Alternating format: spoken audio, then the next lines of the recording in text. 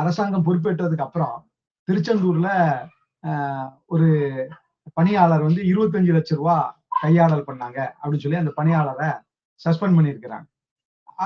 Right, okay, அவங்க கையாடல் பண்ணாங்க, suspend பண்றாங்க, நடவடிக்கை எடுக்காங்க. ஆனா இந்த ஒரு பணியாளர் மட்டும்தான் கையாடல் பண்ணாங்களா? இதனுடைய பின்னணியில யார் இருக்கிறா? அந்த அந்த சஸ்பெண்ட் செய்யப்பட்ட அந்த பணியாளரே சொல்றாங்க, நாங்க வந்து எனக்கு வந்து பலருடைய நெருக்கடி, மேலிடத்துல நான் பலருக்கு கொடுக்க வேண்டி இருக்குது, அதனால நான் வந்து இந்த பணத்தை எடுத்தேன் அப்படிங்கிறாங்க. அவருக்கு பலவிதமான தொல்லைகள் இருந்திருக்குங்கிறாங்க. இதே போல பலர் கையாடல் நடத்துறாங்க அப்படிங்கிறது அவங்க வீடியோவே வெளியிட்டு இருக்காங்க, சஸ்பெண்ட் செய்யப்பட்ட. அப்ப இதை பத்தின ஆய்வுகள்லாம் என்ன நடந்தது? இது யார் ஆய்வு நடத்தலாம்? இதை பத்தின யார் விசாரணை நடத்தலாம்? அறநிலையத்துறை விசாரணை நடத்தினா அது எப்படி சரியா இருக்கும்? திருடங்கையிலே லத்தியை கொடுத்த கதையா தான் இருக்கும். அறநிலையத்துறையை எப்படி அதை விசாரிக்க முடியும்? தனக்குத்தானே நீதிபதியா எப்படி இருக்க முடியாது. அப்ப இது வந்து ஒரு பொதுவான அமைப்பு விசாரணை நடத்தணும்.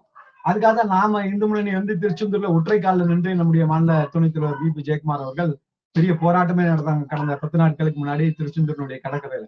என்னன்னா இது சம்பந்தமா சிபிசிஐடி விசாரணைக்கணும். நாம சிபிஐ விசாரணை எல்லாம் கூட கேட்கல.